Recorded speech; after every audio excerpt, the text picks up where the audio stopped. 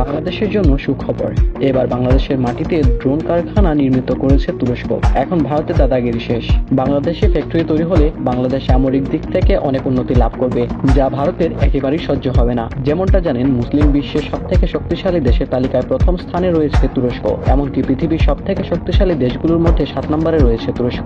বাংলাদেশের স্বাধীনতার পর থেকেই দেশটি বাংলাদেশ সেনাবাহিনীকে শক্তিশালী করতে নানাভাবে সহযোগিতা করে আসছে। সম্প্রতি তুরস্কের প্রেসিডেন্ট এরদোয়ান বাংলাদেশের মাটিতে ড্রোন তৈরির জন্য আগ্রহ প্রকাশ করেছেন এবং এই বিষয়টি নিশ্চিত করেছে বাংলাদেশে নিযুক্ত তুরস্কের রাষ্ট্রদূত। তবে বাংলাদেশের তাৎক্ষণিক চাহিদা বিবেচনা করে তুরস্ক অতি শীঘ্রই 53টি অ্যাটাক ড্রোন বাংলাদেশকে সরবরাহ করবে। পরবর্তীতে তুরস্কের ড্রোন বিশেষজ্ঞরা বাংলাদেশে এসে বাংলাদেশের মাটিতে ড্রোন প্ল্যান্ট নির্মাণ করবে, যেখানে বাংলাদেশ সেনাবাহিনী নিজেরা নিজেদের ড্রোন উৎপাদন করতে পারবে। তুরস্কের TB2 ড্রোন ভারতের কাছে এক আতঙ্কের নাম। বাংলাদেশ সেনাবাহিনীর কাছে 200টি TB2 ড্রোন থাকলে এই ড্রোনগুলো বাংলাদেশকে নিরাপত্তার চাদরে ঢেকে ফেলতে পারবে, কারণ এই ড্রোনগুলো দিনে 24 ঘন্টা সীমান্তে সহজে নজরদারি করতে পারবে। ড্রোন দিয়ে শুধুমাত্র আত্মরক্ষাই নয়, বরঞ্চ অফেন্সিভ মোডে ভারতের স্থাপনার উপর আক্রমণ করা যাবে। এটি হচ্ছে একটি অ্যাটাক ড্রোন, যেটি আত্মরক্ষার পাশাপাশি শত্রুপক্ষকে আক্রমণ করতে পারবে। তুরস্কের প্রযুক্তিতে নির্মিত এই ড্রোনটি প্রায় 3000 ফুট উপর দিয়ে উঠতে পারে। এমনকি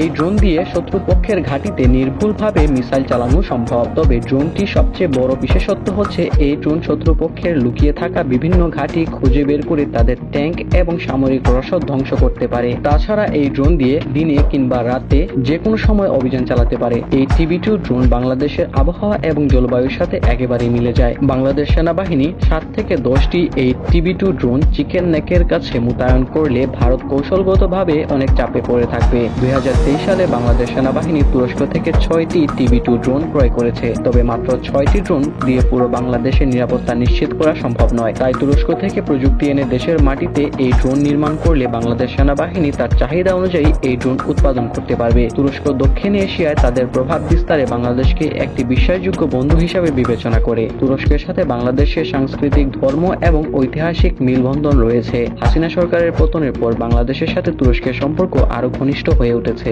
যার প্রমাণ হচ্ছে বাংলাদেশের মাটিতে এখন তুরস্কের ড্রোন কারখানা নির্মিত হবে। বাংলাদেশের মাটিতে তুরস্কের ড্রোন কারখানা নির্মাণ হলে বড় ধরনের চাপে পড়বে ভারত, কারণ তুরস্কের প্রযুক্তিতে তৈরি বাইরাক্তার TB2 ড্রোন পুরো বিশ্ব জুড়ে বিখ্যাত।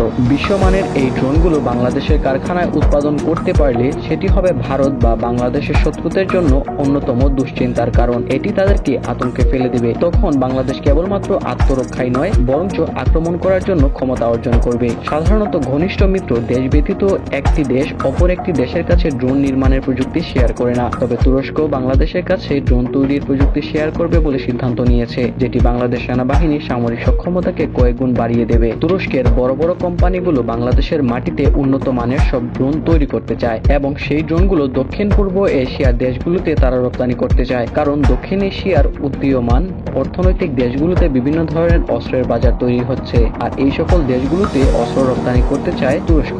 সেক্ষেত্রে নির্ভরযোগ্য মিত্র হিসেবে বাংলাদেশের মাটিতে ড্রোন কারখানা নির্মিত করতে চায় তুরস্ক।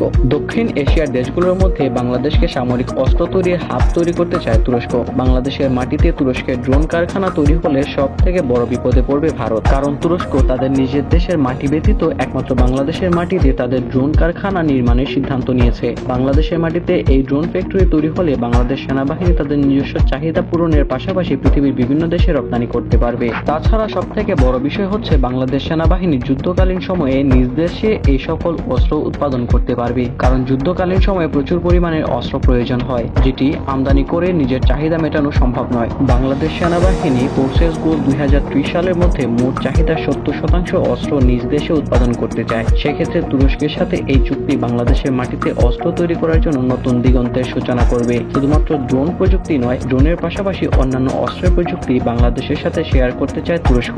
বন্ধু দেশগুলোর উচিত একে অপরের সাহায্য করা, যেমনটা তুরস্ক বাংলাদেশের সাথে করছে। তুরস্কের রাষ্ট্রদূত বলেছেন, বাংলাদেশ তুরস্ক থেকে armour vehicle, rocket launcher, drone সহ অনেক ধরনের পণ্য কিনেছে এবং আগামীতে তুরস্ক আরো বেশি উচ্চ প্রযুক্তির মানসম্পন্ন বিভিন্ন ধরনের অস্ত্র বাংলাদেশের নিকট সরবরাহ করবে। তবে এটি শুধুমাত্র ক্রয় বিক্রয়ের মধ্যে সীমাবদ্ধ থাকা উচিত নয়। তুরস্ক প্রযুক্তি হস্তান্তর করে বাংলাদেশের সমরাস্ত্র তৈরি করতে সহযোগিতা করতে চায়। তুরস্কের রাষ্ট্রদূত মুস্তফা ওসমান আরো বলেন, গত 15 বছরে তুরস্কের কোম্পানিগুলো প্রতিরক্ষা পণ্য উৎপাদনে অনেক উন্নতি লাভ করেছে। তারা এখন নেটো মানের পণ্য উৎপাদন এবং শর্ত ছাড়া সুলভ মূল্যে বিক্রি করতে করতে সক্ষম। বাংলাদেশের প্রায় 3000 সেনা কর্মকর্তাদের তুরস্ক প্রশিক্ষণ দিয়েছে। প্রশিক্ষণ ও আর্থিক সহযোগিতা সংক্রান্ত বিভিন্ন সমঝোতার অধীনে বাংলাদেশ তুরস্ক এবং অর্থ নিয়ে প্রয়োজনীয় প্রতিরক্ষা অস্ত্র ক্রয় করতে পারবে। ভবিষ্যতে ভারত বা অন্য কোনো দেশের সাথে বাংলাদেশের বড় ধরনের কোনো যুদ্ধ হলে মিত্র দেশগুলো সহযোগিতা লাগবে, কারণ মিত্র দেশগুলো সহযোগিতা ছাড়া বাংলাদেশ বা